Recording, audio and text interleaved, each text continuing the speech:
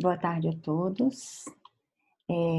Hoje nós estamos realizando mais um encontro do Projeto Integrado, o último do semestre 2021-2, e temos a honra de receber o artista Denilson Baniwa. O Projeto Integrado é uma proposta do Departamento de Artes Visuais da Universidade do Estado de Santa Catarina e tem como objetivo a integração e o diálogo entre os cursos de bacharelado e licenciatura em artes visuais. A mesa de hoje se intitula Arte Puçanga que Move o Mundo e conta com a presença, como eu disse anteriormente, do convidado Denilson Baniwa, e a mediação será feita por Elisa Queiroz e Débora Pazeto. Peço que todos aqueles que desejam certificado desse encontro que preencham um formulário, vai estar disponível aqui no chat, acho que a Virgínia vai colocar para a gente, ou a Lu. E, Denilson, nós agradecemos imensamente sua disposição, seu tempo, sua preparação para estar aqui conosco. Para a gente é uma grande honra, estamos muito felizes em te ter aqui. Eu passo, então, agora a palavra para a professora Débora. Obrigada. Eu acho que a internet dela está bem instável, então, enquanto ela não volta, eu faço as boas-vindas, né, que ela Obrigada. Queria dar ao Denilson Baniwa, a todos os presentes. Eu, particularmente, estou muito feliz de reencontrar o Denilson. Não sei se ele lembra, ele deu a entrevista para mim e para a Débora Tacana em 2020. Inclusive, fica a dica, foi publicada na nossa revista Palíndromo, foi muito especial, então estou muito feliz de reencontrá-lo aqui. E além das boas-vindas, né, para falar para o pessoal um pouco sobre o nosso convidado, que é um super artista, sobre o Denilson Baniwa, às vezes o desafio não é ocupar posições. Por exemplo, quando as que existem não servem, é necessário criar algo novo. Denilson Baniwa é um artista indígena, é indígena e é artista. E seu ser indígena lhe leva a inventar um outro jeito de fazer arte, onde processos de imaginar e fazer são, por força, intervenções em uma dinâmica histórica. A história da colonização dos territórios indígenas, que hoje conhecemos como Brasil, e interpelações àqueles que o encontram a abraçar suas responsabilidades.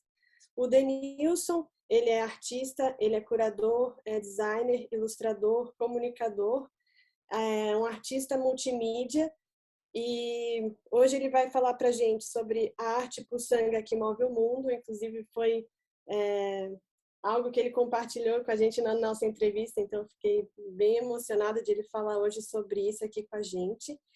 Então, Denilson, agora eu passo a fala para ti, para nos falar um pouco sobre a arte puçanga que move o mundo, o que seria a arte puçanga, falar um pouco sobre o teu trabalho, sobre o teu processo. Tá contigo. Obrigada, viu? Oi, pessoal. Boa tarde, boa noite. Uma honra estar falando com vocês, trocar essa ideia, né? Uma conversa, assim. Eu gosto de conversar, assim, né? De falar sozinho não é muito o que eu gosto, mas eu queria conversar hoje. Ainda estou organizando aqui as ideias, eu acabei de chegar no Rio, eu estou fazendo um trabalho que envolve uma instituição em Los Angeles, que é o Getty Institute, e é um trabalho enfim, que é um resultado de toda uma pesquisa que eu venho fazendo e que acho que vou compartilhar com vocês hoje. Mas também é um processo de rever muitas das coisas com que eu venho trabalhado assim há algum tempo. Então, estou bem feliz, mas também estou bem cansado assim. Foram 10 horas de voo, cheguei hoje assim, então estou organizando as ideias também. Mas é um prazer estar falando com vocês, né, trocando essa ideia e vendo como que a gente pode apresentar um pouco do que é esse trabalho de arte indígena, não só meu, mas de muitos outros e outros artistas indígenas, mas também de como apresentar um processo assim, que eu considero que é importante para entender o que é arte indígena dentro de um cenário onde onde me parece que esses trabalhos vêm sido bem, enfim, vem sendo reconhecido bem, né, no meio de dessa coisa que é a arte contemporânea no Brasil. Acho que antes de começar a mostrar ou falar alguma coisa para vocês, preciso dizer o que é puçanga, né? Puçanga é um elemento, assim, fundamental dentro de várias culturas indígenas do Brasil ou fora do Brasil. É algo que, que é tanto metafísico quanto como físico, de uma construção, enfim, de uma construção social indígena. Tem vários nomes, tem vários nomes, na verdade. Puçanga é um nome num idioma chamado Nhengatu, que é uma derivação do tupi antigo, e que foi um idioma usado para colonizar povos indígenas no Brasil, né? Foi do tupi antigo, dos vários tupis antigos que existiam, os padres jesuítas construíram uma língua franca que pudesse ser usada para evangelizar ou catequizar povos indígenas no Brasil inteiro. Então, o Nhengatu é uma língua que é falada em muitos lugares no Brasil, mesmo que não seja uma língua de fato indígena. Inclusive, Nhengatu é um idioma falado em São Paulo e Rio de Janeiro por muito tempo, até que o Marquês de Pombal, esse queridíssimo português, resolvesse dizer que todas as línguas que não fossem português eram línguas estrangeiras. Então, já começa a minha provocação ao usar esse idioma, que hoje, para mim, é um símbolo do que é uma puçanga moderna, digamos, pela arte. O Nhengatu, após tanta violência colonial, é a língua escolhida por muitos povos do Brasil para serem suas línguas de resistência. Então, existem grupos indígenas no Nordeste ou no Sul ou no Norte, ali pelo Pará, que adotaram o Nhengatu como língua oficial por conta de toda a violência colonial que os fez esquecer ou não saber mais sobre sua língua originária, né? Tem vários povos no Brasil que contratam professores de Baniwa para ensinar Nhengatu, né? Então, é uma língua que foi criada pela colonização, que hoje é subversiva, talvez, não sei a palavra para isso, mas que é usada como uma resistência, né? Porque, por exemplo, no Nordeste, é preciso criar mecanismos de resistência que identifique física e presencialmente a forma indígena naquele lugar. Senão, não se pode requerer uma demarcação de terra, por exemplo. Então, o Nhengatu é um desses elementos fundamentais para dizer: aqui existem indígenas e precisamos dessa terra para sobreviver. Enfim, é um mecanismo que o movimento indígena criou para que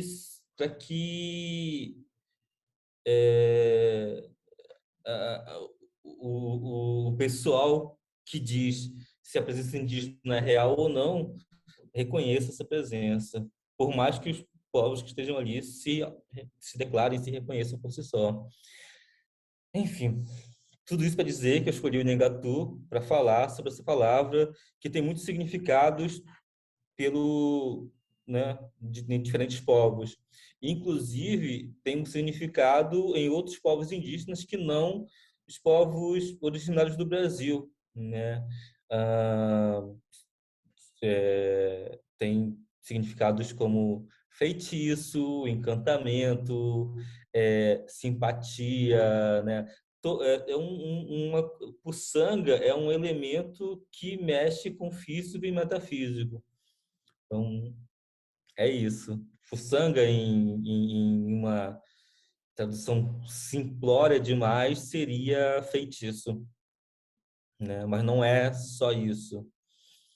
É uma negociação com o cosmos.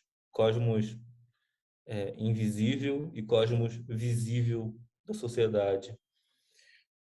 Bom, e eu escolhi essa palavra porque eu sinto que ela é a que representa melhor o movimento de arte indígena que vem acontecendo no país, sabe? Que é usar a matéria, né? A matéria de uma produção visual que é reconhecida por quem não é indígena e que é não só reconhecida, mas que tem um respaldo intelectual de quem não é indígena, né? E, ao mesmo tempo, a arte indígena contemporânea, ela é esse elemento que apresenta a um público não iniciado toda uma imaterialidade da cultura indígena, né? Seja pela cosmogonia, ou pela cosmologia, ou outros meios, ou até essas visões xamânicas, né? Enfim, temos artistas que trabalham com isso. Então, né? Puçanga seria isso, seria um movimento mágico de apresentar à sociedade pequenos encantamentos ou pequenos feitiços e que só são absorvidos ou só são reconhecidos porque usa de uma materialidade que o Ocidente conhece, que é a arte. Tá. Isso para a gente começar.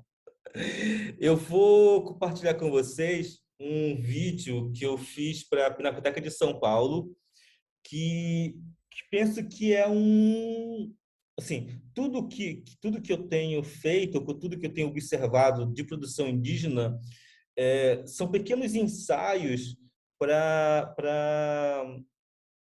enfim, para a construção disso que eu estou chamando de arte puçanga. Então, esse vídeo eu fiz para a Pinacoteca, para uma exposição chamada Ninguém Teria Acreditado, que é de um artista, o Alvin Corrêa, que fez as ilustrações para o livro A Guerra dos Mundos, que virou filme, enfim, que tem uma história muito interessante, que é quando o Orson Welles lê esse livro numa rádio, causa todo um alvoroço na cidade, porque fala sobre a invasão alienígena, enfim. Inclusive é super legal o livro, mas também tem um filme aí, tem um filme acho, com Brad Pitt. Então, pode assistir esse Guerra dos Mundos. Que fala sobre isso, né? Sobre invasão alienígena, que é o que a gente considera, enquanto povo indígena no Brasil, em povos indígenas das Américas, que sofremos uma invasão alienígena que abduziram corpos dos nossos, né? E que colonizaram. Então, o medo hoje que muita gente tem de ser abduzido por um OVNI, um alienígena, e ser dissecado no espaço, ou ir e voltar depois, né, ser depositado de volta na Terra, é o que povos indígenas das Américas sofreram na colonização, né? Numa metáfora da coisa. Metáfora não metáfora. Enfim, esse vídeo eu fiz e ele reúne elementos que eu considero isso, uma projeção de um encantamento, assim, que é, primeiro, entender as, entre aspas, palavras mágicas, né? Segundo, entender o código que o Ocidente reconhece.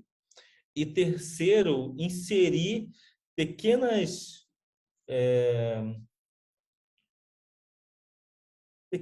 enxertos de críticas que logo não se percebe, né? De hora não se percebe, mas que elas vão estar ali movimentando e algum dia talvez a puçanga faça efeito e a pessoa pense: nossa, tinha alguma coisa ali que eu não percebi que agora faz todo sentido na minha vida, assim.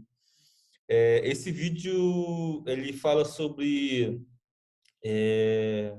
de como que a extração da matéria orgânica para o garimpo ilegal né, que revolve a terra, polui, envenena os rios, e como que vai revolvendo esses espíritos que vivem e que eles saem para fora de seus habitats, e aí se inicia uma guerra por território. Mas também tem muitas...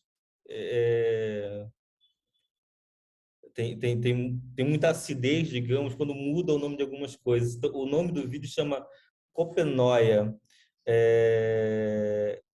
Copenoia mistura o nome da grande liderança Copenaua, né? Davi Copenaua, que fala sobre a queda, tem um livro Queda do Céu, mas que é um ativista ambiental indígena do povo Yanomami, e Noia, que ao mesmo tempo é essa figura que nos grandes centros urbanos a gente reconhece, né, como uma pessoa que consome drogas, enfim, e está sempre no estado meio letárgico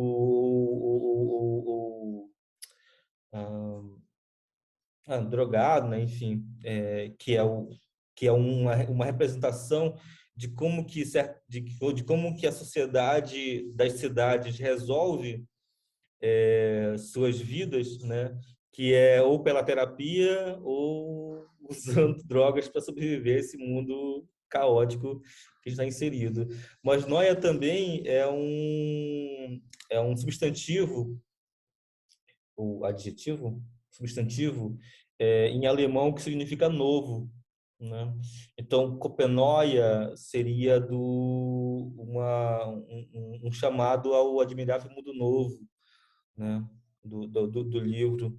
Enfim, são pequenas coisas que eu fui jogando, misturando como isca da puçanga o vídeo, mas que são palavras que vão se repetindo assim e que penso que essa puçanga só vai fazer sentido algum tempo depois na vida das pessoas. Eu vou compartilhar aqui com vocês. Cadê? Como eu faço? Compartilhar. Eu vou te colocar também como moderadora, eu acho que é. Não, eu acho que consegui aqui. Tornar com anfitrião. Será que não precisa para você conseguir compartilhar? Você consegue ver aí? Sim, deu certinho. Só vamos testar o áudio antes de você dar continuidade, por favor? Tá. Tá certinho. Tá? Então Obrigada. tá. Pronto. Então, esse vídeo ele é modificado para parecer uma coisa meio maluca assim, que mistura esse episódio do Pica-Pau em que ele vai a uma reserva indígena e descobre ouro na reserva indígena. E ele tenta, de toda maneira, ludibriar não, mas ludibriar o chefe indígena para fazer um garimpo ali e ficar rico. E aí misturando com imagens feitas no garimpo Yanomami. E vamos lá, vou passar aqui para a gente ver. São 3 minutos, então é rapidinho. Com licença. Onde posso achar ouro? Posso achar ouro? Copenoia.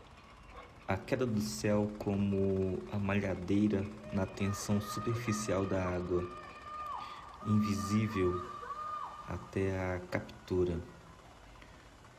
No rádio do vizinho, Zé canta dos aviões que vomitavam paraquedas cinzas e não coloridos como em ideias para adiar o fim do mundo. 2020 se revelou alcoviteiro, querendo entrar em todas as conversas. 2020, covideiro, admirável mundo noia.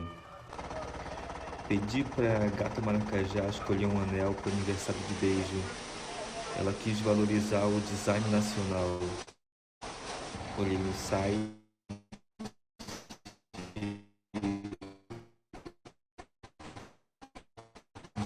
divertido e fetichista. Opa, é Vivara. Prata da casa contra um Golias que percorre o mundo, tendo como adversário um Davi lutando como baladeira preso no Matapi Pandora, como um peixe que não sabe nadar de ré, se debate, fala e aponta para o alto. Parem os matapis e as máquinas. Ninguém liga. Livros vendem. A floresta cai, o Covid ri e diz: Ich leg mein Welt in seine Welt. Precisamos de um Copenhague mais comercial. E antes que o gerente de marketing terminasse o pensamento, Je suis de vie Copenhague, monsieur, disse um franco-germânico com cara e cheiro de mucura. A reunião na Cartier acaba.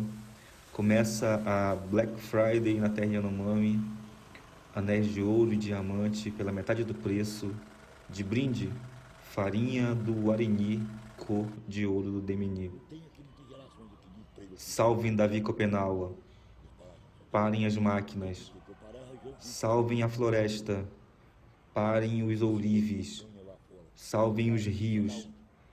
Parem as dragas. Paremos juntos os dragões que cospem fogo no planeta. Bye bye, Brasil.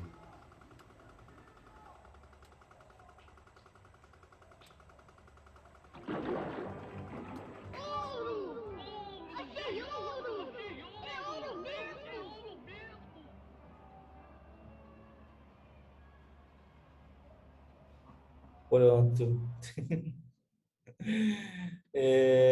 Enfim, essa coisa, assim, não tem muito o que explicar, assim, é uma puçanga, né? Não tem muito, deixa o cosmos que se encarrega das coisas. Penso que a arte indígena contemporânea, ela trabalha nesse lugar, sabe? Às vezes mais explícito, como o Jader Isbell trabalhava, né? Que de fato ele traduzia ali toda a puçanga de um pajé, enfim, de um processo, e faz um processo bem mais explícito. Quanto implícito, como os fotógrafos indígenas, né? Por exemplo. Enfim, são muitos modos de trabalho, mas todos os modos, de certa maneira, carregam essa puçanga, que é esse encantamento por meio de códigos que são reconhecidos pelo Ocidente. De outra maneira, não seria possível, porque eu já falei algumas vezes assim, se eu chegasse e começasse a falar com vocês em Baniwa, o código ele não é reconhecido. Então, o efeito não seria, talvez, tão, tão rápido quanto é quando a gente usa códigos ocidentais, né?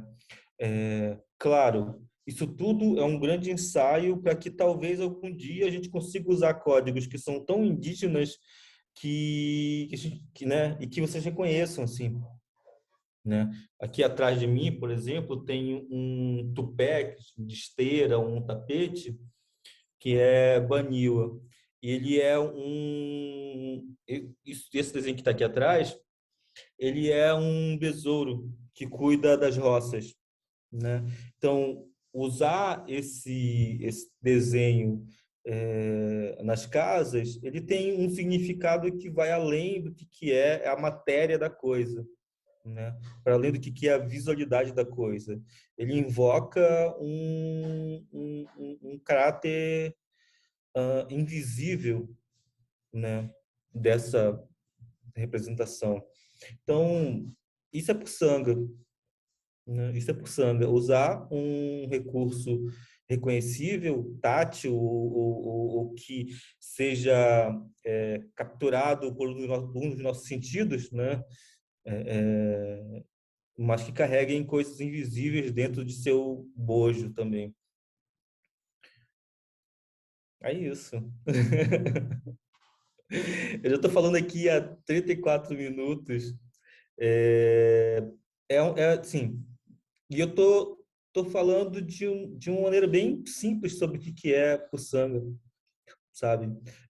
Inclusive, um caráter da arte indígena contemporânea que tem a ver com puçanga é esse entendimento de uma coletividade, né? Diferente de outra produção artística ou de um processo artístico de um artista não indígena, os artistas indígenas, no geral, estão preocupados com um ajuntamento, né, de puçangas comuns. Não se trabalha, por exemplo, uma carreira ou uma busca de uma carreira solo, mas sim uma busca de movimentos juntos, né?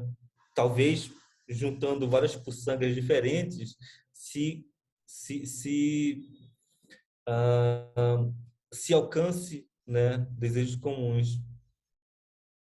Mas enfim, estou aqui falando já e como eu disse no começo, eu queria conversar. Então, se vocês tiverem perguntas. Denilson, sobre isso, eu lembrei quando tu falou para mim e para a Débora Tacana, inclusive esqueci de dizer que ela te mandou um beijo, ela não pôde estar aqui hoje, mas te mandou um beijão.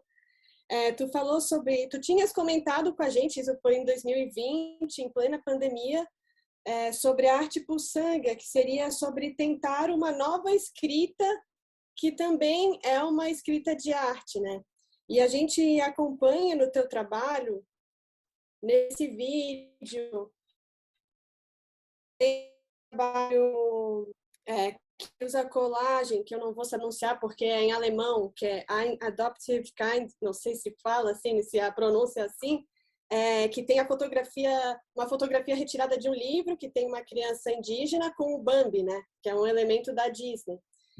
Para muitos, né, a gente enxerga, a gente pode até falar sobre, diria, uma apropriação, e aqui eu coloco bem entre aspas, né, porque a gente já sabe que a apropriação é uma problema, para mais que uma problemática.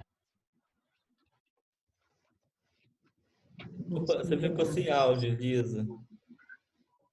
Meu Deus, onde é que vocês pararam? Foi disparando. É apropriação. Ah, tá. Então, eu estava... que a apropriação é mais do que uma problemática, ela é um jogo político, né? E eu, pelo menos, enxergo nas tuas obras, na realidade, uma retomada, né? Uma reescrita. Então, não sei se isso é já um início de um preparo de uma puçanga em andamento, né? Para a gente reescrever esse outro mundo possível. E, Denilson, aproveitar que estás aqui com a gente, para tu falar um pouco, assim, sobre o teu processo de criação, também, se tu quiseres comentar sobre. Tem muita coisa para falar, acredito que o pessoal também tem muita coisa para perguntar. Se quiserem já ir mandando no chat, escrevendo as perguntas, né? Eu pensei, assim, se tu podia falar, não sei se tu pode falar também para a gente um pouco dos teus projetos em andamento, as tuas pesquisas. Vi que o Pajé Onça também circulou em terras estrangeiras, não sei se associei que acompanhei nas redes sociais, né? Se tu queres falar um pouco sobre isso, sobre os teus novos projetos também, que acompanham toda essa questão da arte puçanga que estás trazendo para a gente, ou se tu podes também falar um pouco do teu processo de criação, como é que tu vai dar ideia, a materialização da obra, que eu acho que também é um ponto bem legal para, né, para quem está na graduação entender sobre. Eu sou super curiosa, eu já pergunto tudo. Tá, então vou falar desse projeto que eu estou fazendo agora no Get, que é todo no meio do processo, assim.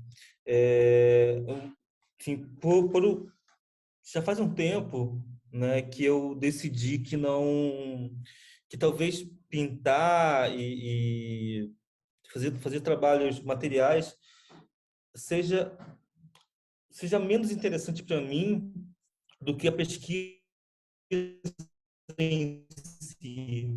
Me interessa muito o processo de pesquisa e acho que já recentemente, quem me acompanha vai estar percebendo, eu tenho feito muito mais esforço em em construir pesquisas do que em fazer obras, né, em si. Quando eu faço obras, é resultado de uma pesquisa mais longa, né, e talvez a criação de algo que seja isso, que seja permanente, para mim me interessa mais, como textos, enfim. No Get, eu estou no processo de pesquisa para trabalhar com que aí para responder fisicamente a quem apoia o projeto tem que apresentar uma exposição, né? Isso é um pré-requisito da arte, da coisa da arte. Não basta, você não precisa vender, você não dá para vender só uma ideia, uma pesquisa. Você tem que apresentar uma coisa, as pessoas falem, nossa, isso dá para visitar isso aí. E aí no Get tem sido isso, assim, então, há 2 anos fazendo uma pesquisa sobre artistas viajantes e representação de povos indígenas das Américas, né? E um dos trabalhos que vai virar a capa enfim, o que vai ser a comunicação é esse. Enfim, nessa pesquisa toda de 2 anos, eu venho percebendo, por exemplo, que existe nos artistas viajantes existe uma briga entre holandeses e franceses, né, ou espanhóis, sobre quem trata melhor seus colonizados, digamos assim. E aí sempre um representa o outro como vilão, como o colonizador mais malvado que o outro. Enfim, no meio disso tá os índios, né? Sempre representados como bestas, né? Como feras selvagens, indomáveis, enfim. Tanto que nessa imagem aqui, os indígenas são representados com essas garras e dentes monstruosos, né? Mesmo que nessa cena pareça amigável, eles são sempre bestializados, né? E o canibalismo, né? A antropofagia é sempre um modo de apresentar esses povos que precisam ser primeiro, né, catequizados e depois escravizados. Essa pesquisa ela me deu muito material para pensar sobre a representação do outro, né?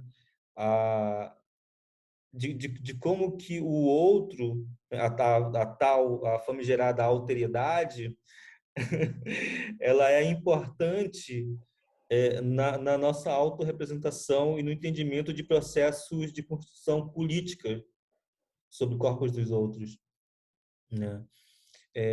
Aqui eu coloquei no lugar das garras, eu coloquei essa pantufa, essa luva de dinossauro, meio que para falar assim, olha, a gente, né, você olhou mal para a gente não tinha garras, era só um carnaval que está fazendo aqui. Tá? Existe coisas maiores que isso. Bom, enfim, e no Get a gente escolheu algumas imagens que foram as que construíram a imagem das Américas para fora, né? E há um processo nisso tudo de tentar manipular essas imagens para aparecer ou desaparecer coisas, né? O meu trabalho tem a ver muito com isso, né? De posse de informação colhida na pesquisa, que vai desde leitura de documentos antigos, de vistas de imagens e de gravuras antigas, até a conversa com pesquisadores intelectuais, estudantes, doutores dessas universidades do Brasil e fora do Brasil, que estudam essas imagens, né? Para entender vários processos de construção, né? Inclusive processos de construção midiática, né? É importante no meu trabalho. Eu tenho minha formação ela é em comunicação. Então a mídia ela é importante para mim, né? Ela é um elemento que no meu trabalho é assim é um dos principais.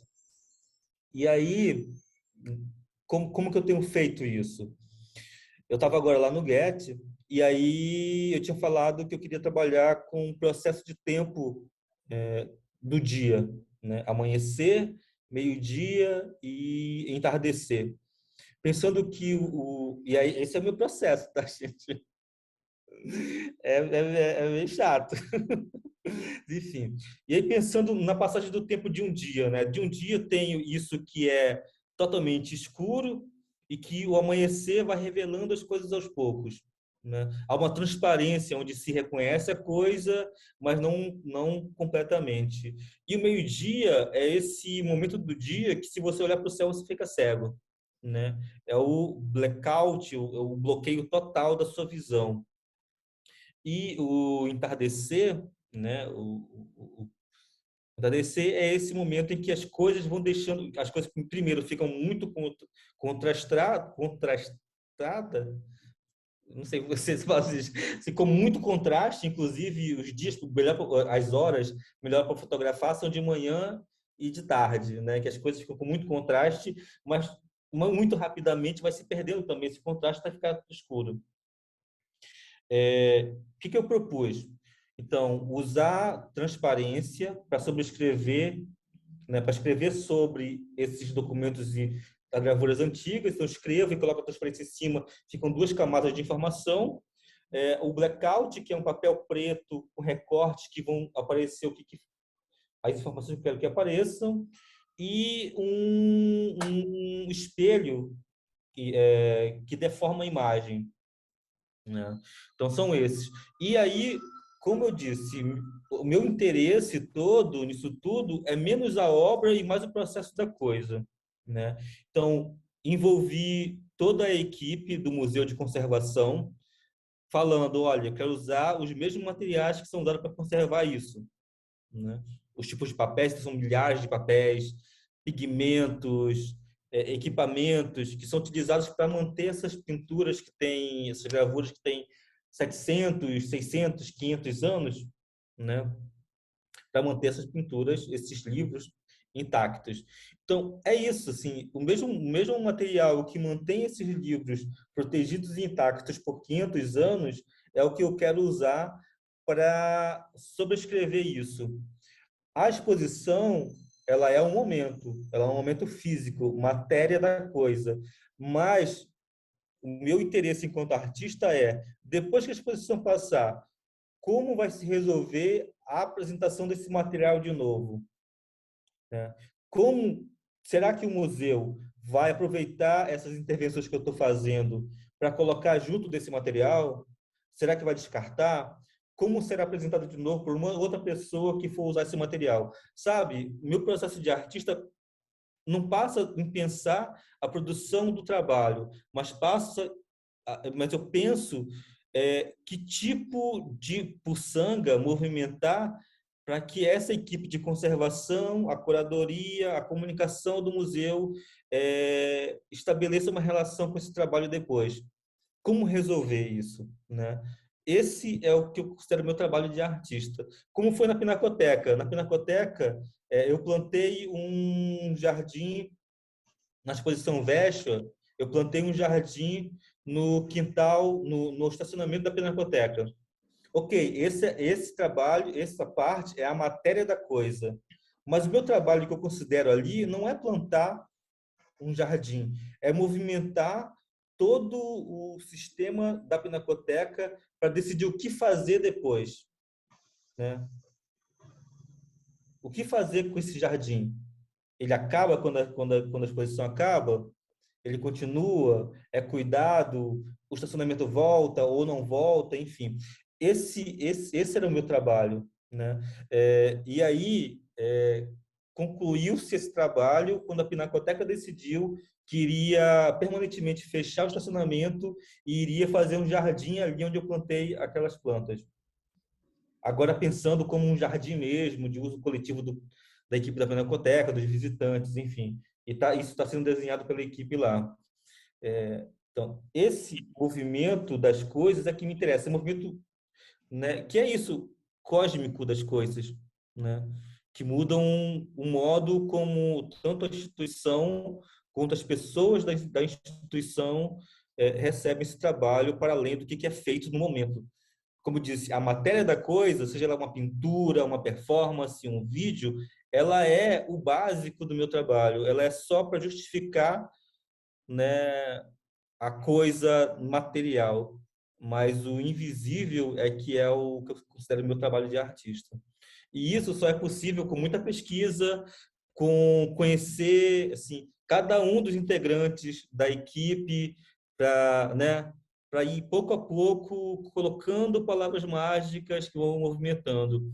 Então, no Get, eu tenho colocado assim, olha, né, esse material aqui precisa ficar junto depois. Como a gente vai fazer? Eu posso levar para minha casa tudo isso, assim. Mas se vocês quiserem, não sei, né? Será que arquiva junto com o livro isso? Será que não arquiva? Acho que decide são vocês, assim.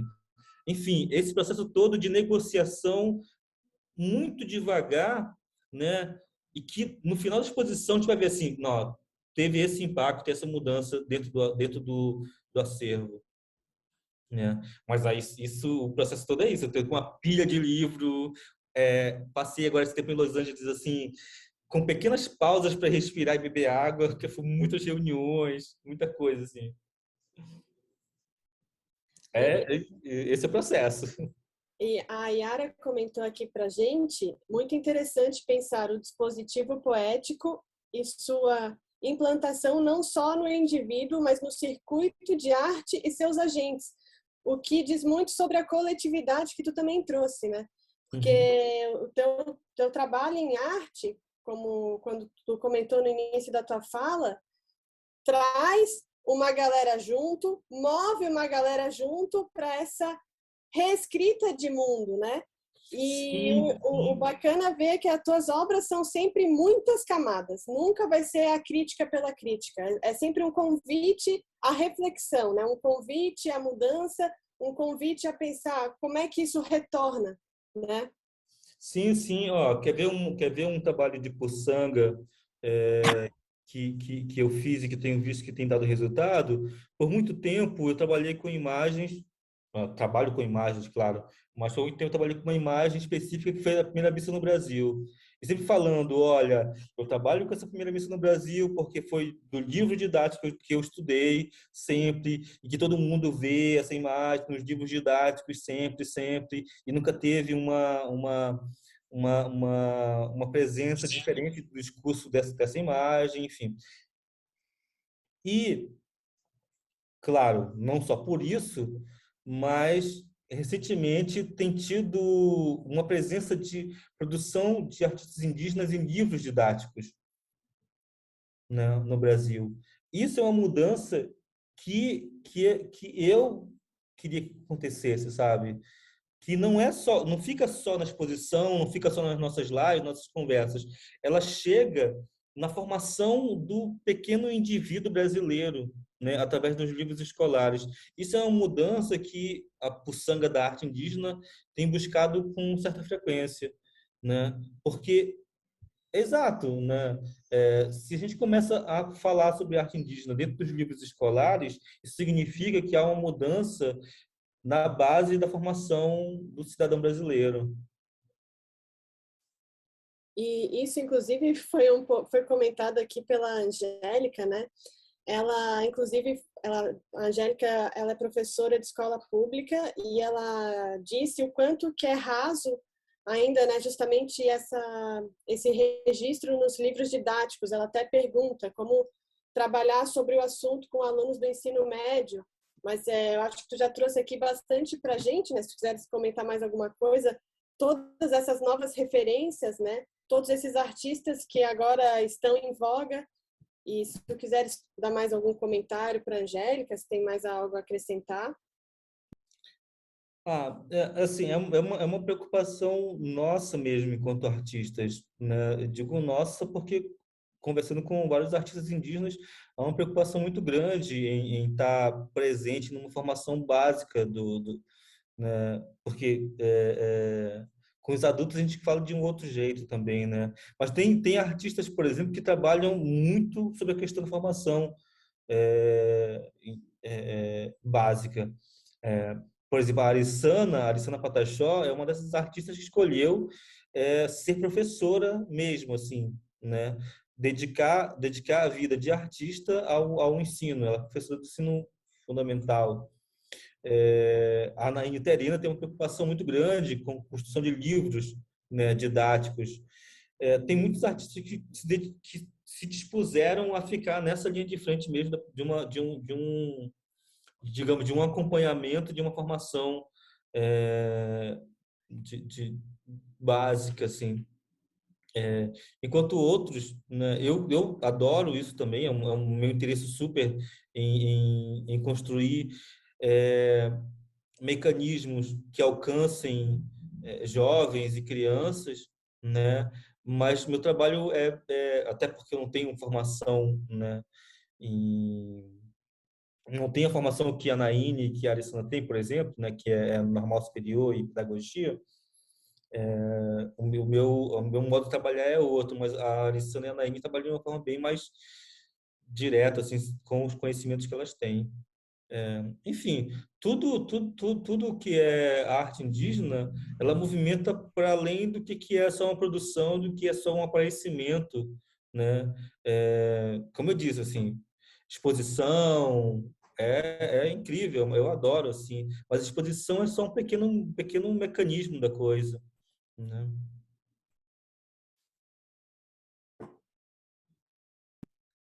E aqui tem se eu puder ainda pegar mais um tempinho, o Otávio compartilhou aqui no chat com a gente um comentário, né, que eu acho que dialoga muito também com outros trabalhos teus, né? Aqui ele comenta sobre o Pajé Onça na Bienal, mas eu acho que o comentário dele também se articula com a projeção no Monumento dos Bandeirantes, né, do Brasil Terra Indígena, que foi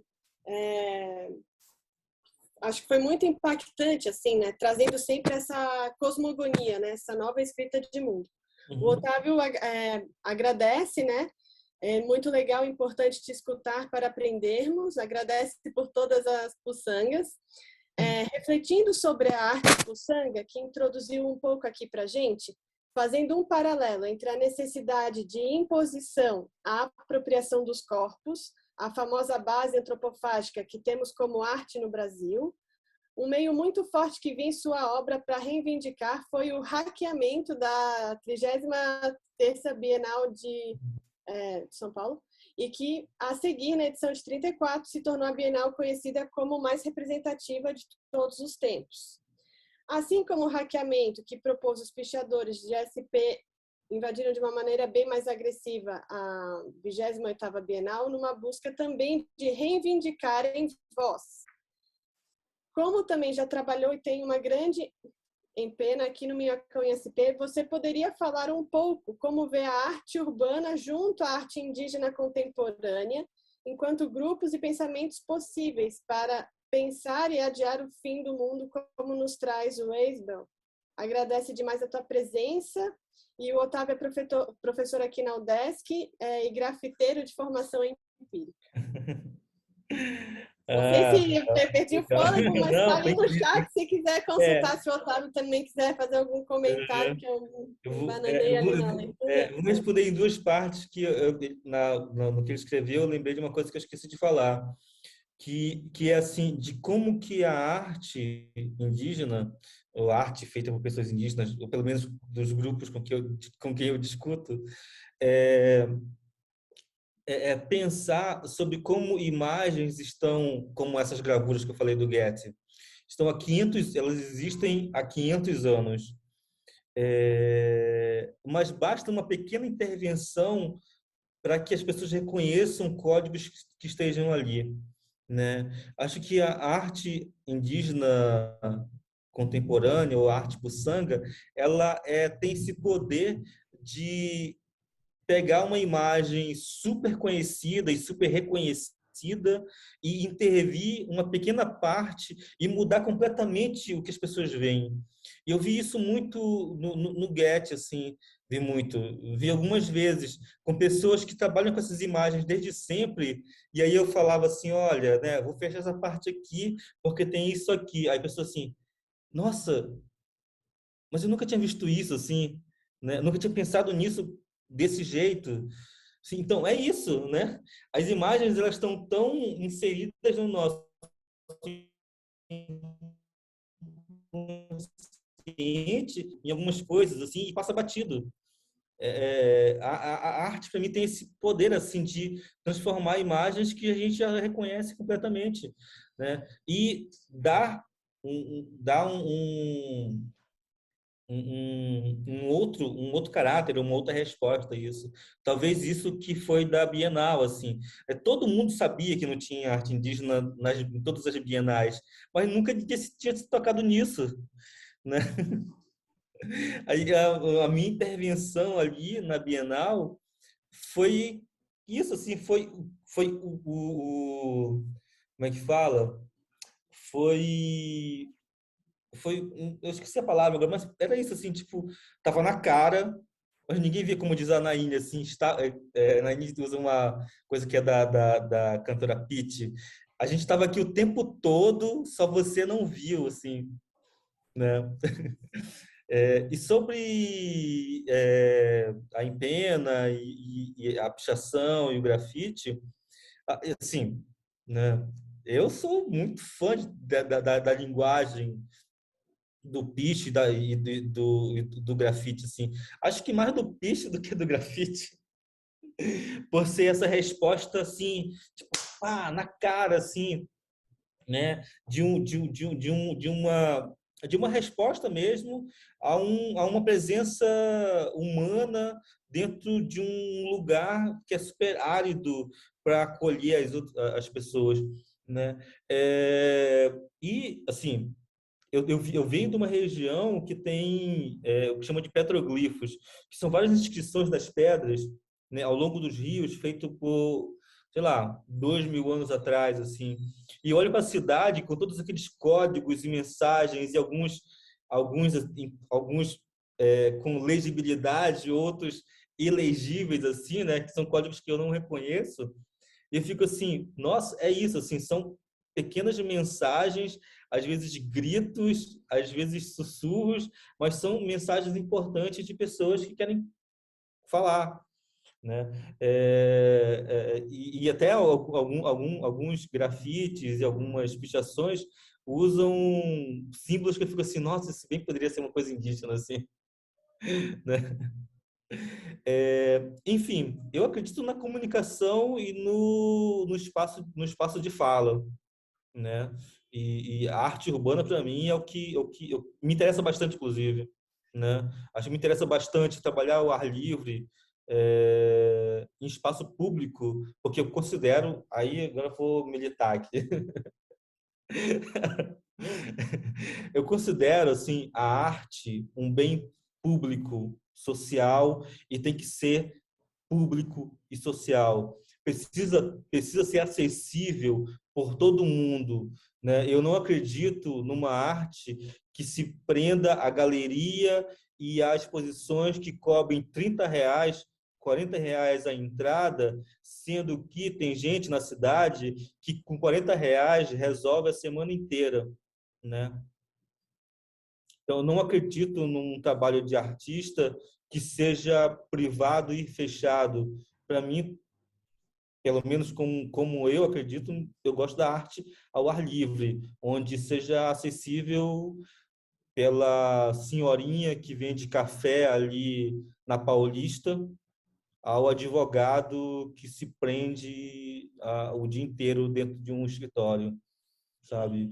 Não acredito numa arte que não leve em consideração a mobilidade urbana das cidades. Não acredito numa arte que não leve em consideração o custo de vida urbano, né? Então, para mim, espaço público com arte é incrível, né? Espaço com ingresso é incrível, mas é menos incrível do que o espaço público. É isso. Pronto, eu militei.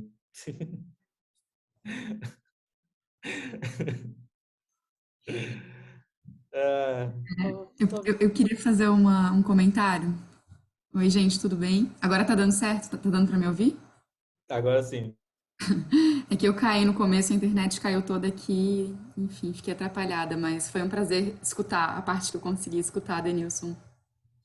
E eu tava aqui pensando, né, que O teu trabalho, Denilson, ele marcou pra gente na UDESC, né?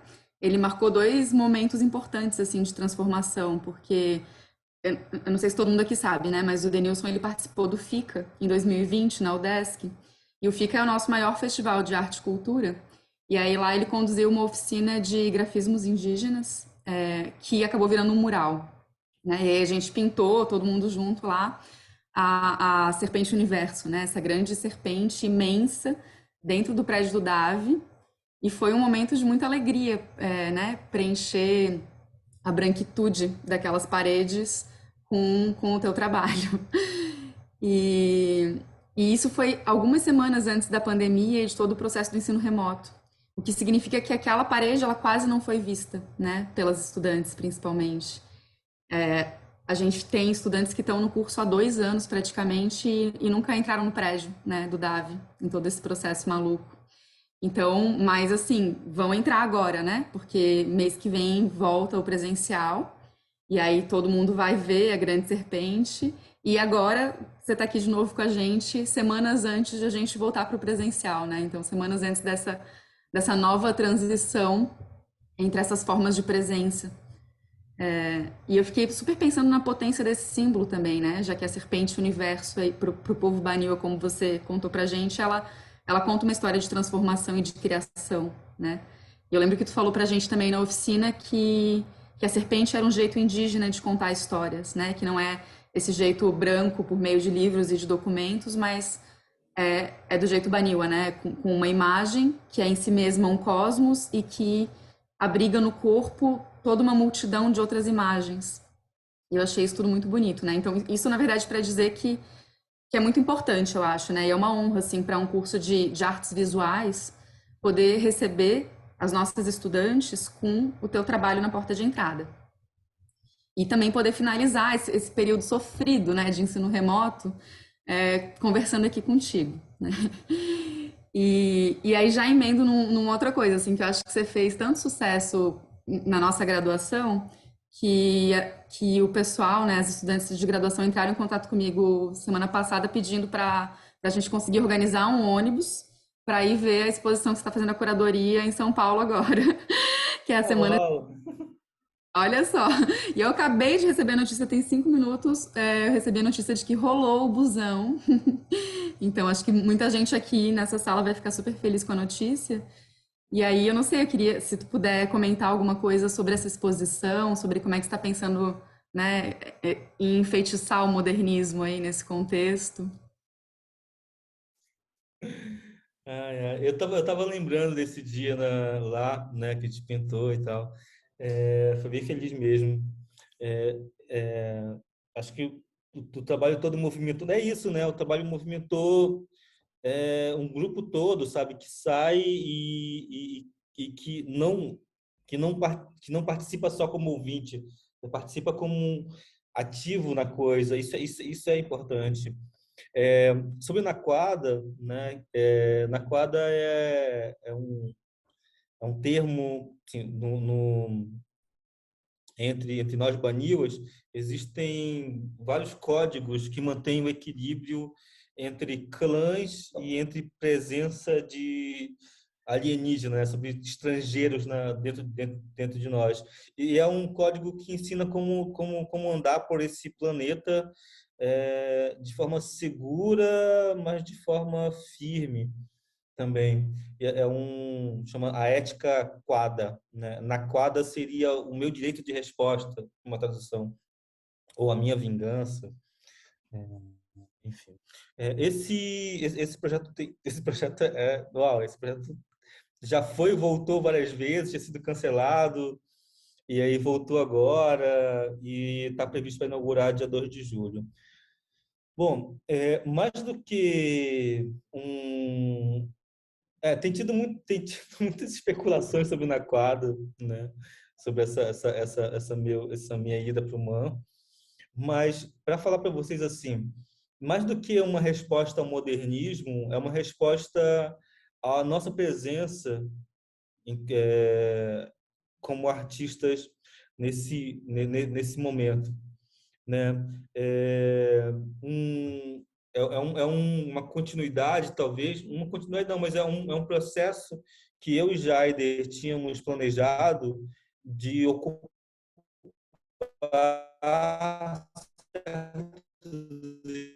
espaço 8, né?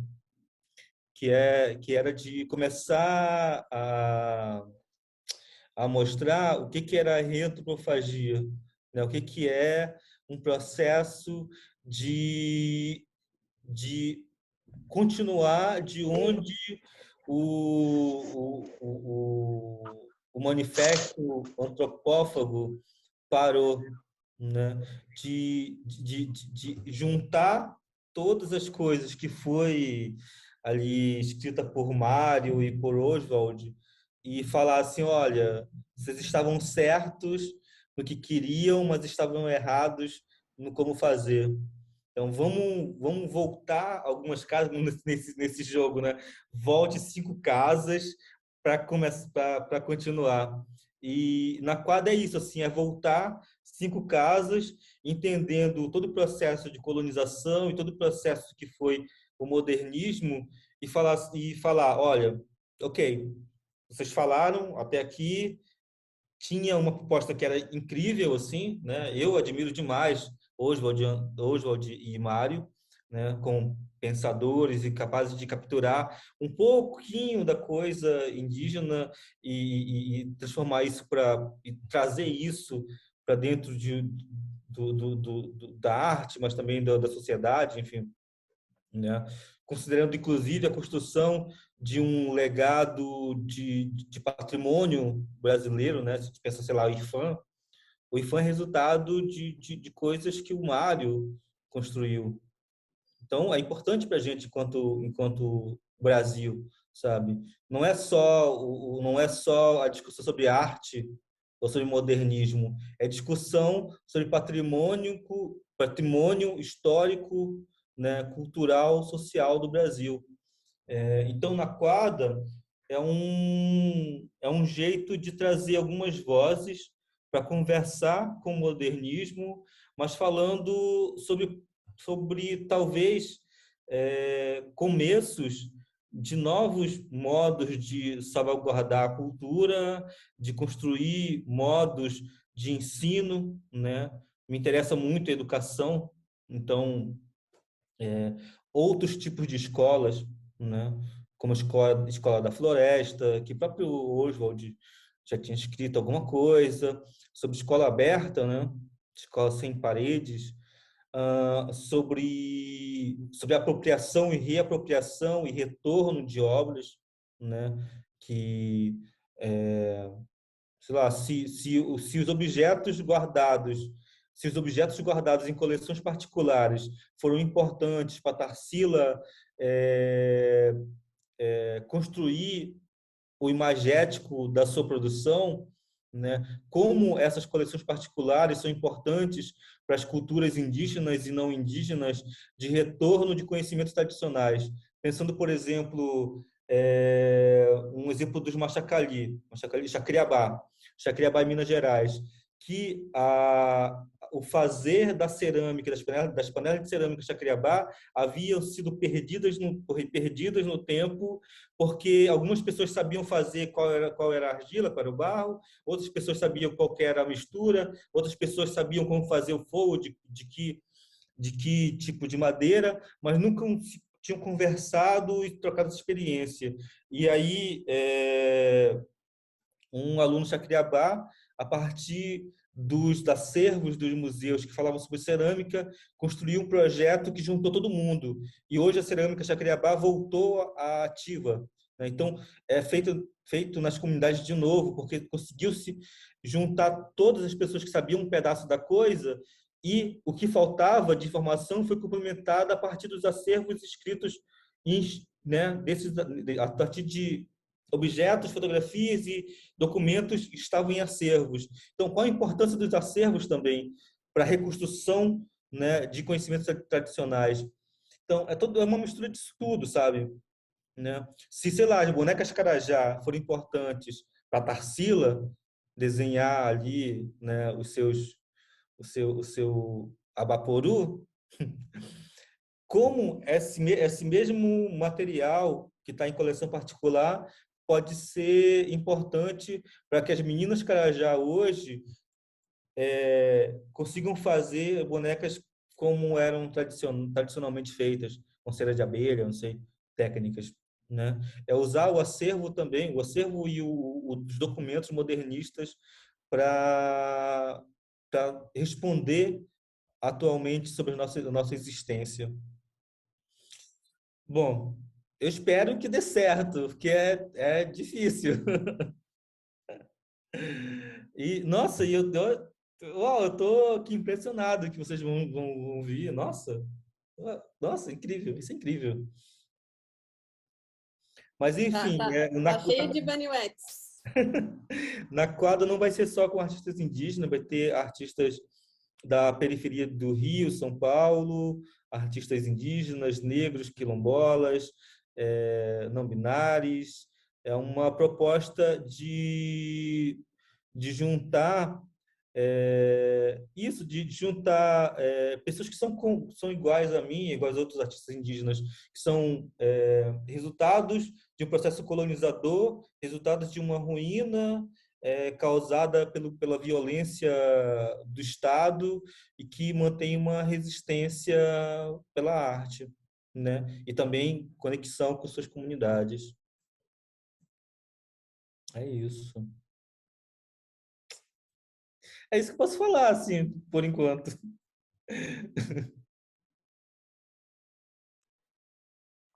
Eu tô achando incrível porque na entrevista tu tinhas comentado quando estava falando sobre o evento do SP Terra Indígena, frase tua, hein? Transcrita, áudio ali, ó, transcrevendo, tu falou camadas de modernidade que apagam sistemas originários diversos. E aí tu comenta que não é só o indígena. E que incrível, né? Tu trazer essa tua curadoria com essas outras vozes que fazem parte desse sistema.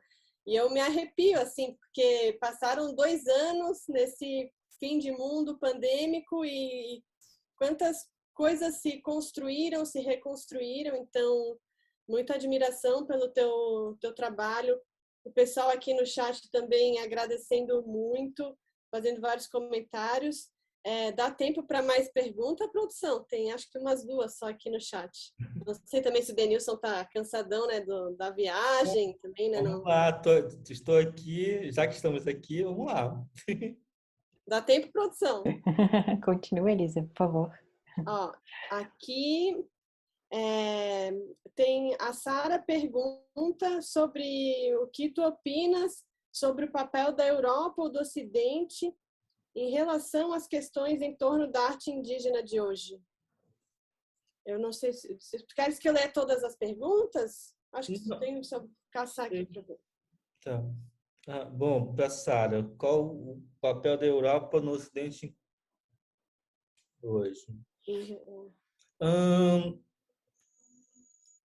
Eu não saberia responder ainda essa pergunta, porque todo esse processo ainda está todo esse processo ainda está em processo e algumas respostas e algumas coisas ainda não são muito claras para mim sobre, por exemplo, sobre que papéis todos os atores representariam, inclusive os atores indígenas nessa grande performance, assim, né?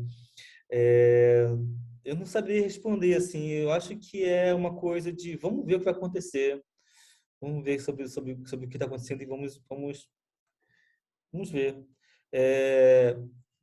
Eu sei que a Europa hoje, para mim, enquanto artista, a Europa é importante por ter, assim, por ter todo esse acervo que foi roubado ou doado das Américas e que eu consigo hoje ir lá e pesquisar sobre, inclusive pensar modos de retorno de alguns objetos que estão em museus na Europa. Então, se eu posso pensar um papel da Europa hoje ou de pessoas da Europa é um papel de mediar encontros com possibilidades de retorno, assim, sabe? Eu tenho trabalhado com o Museu Etnográfico de Berlim, né? Com as peças do Rio Negro, da região onde eu nasci, e é isso, tem todo uma justificativa, né, de pesquisa sobre materiais, sobre objetos, de pesquisa sobre documentos, de como chegaram ali e tal, mas no final de tudo isso pode ser transformado numa possibilidade de retorno desses objetos às comunidades. Então, acho que o papel da Europa e dessas instituições hoje é a promoção desses encontros, que nunca foram possíveis, mas hoje são.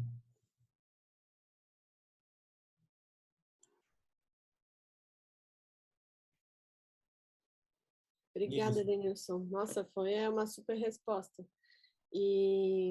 Inclusive, já tem acontecido, né? Se eu não me engano, o presidente da França restituiu obras para... Agora eu esqueci todos os... Não, estados, né? esse é um processo já, inclusive, bem mais antigo, né? Tem comunidades de alguns países da África e do México, da América Central, que já conseguiram retorno de alguns itens. É um processo bem longo e bem de negociação mesmo. Acho que o papel da arte nesse sentido é importante demais.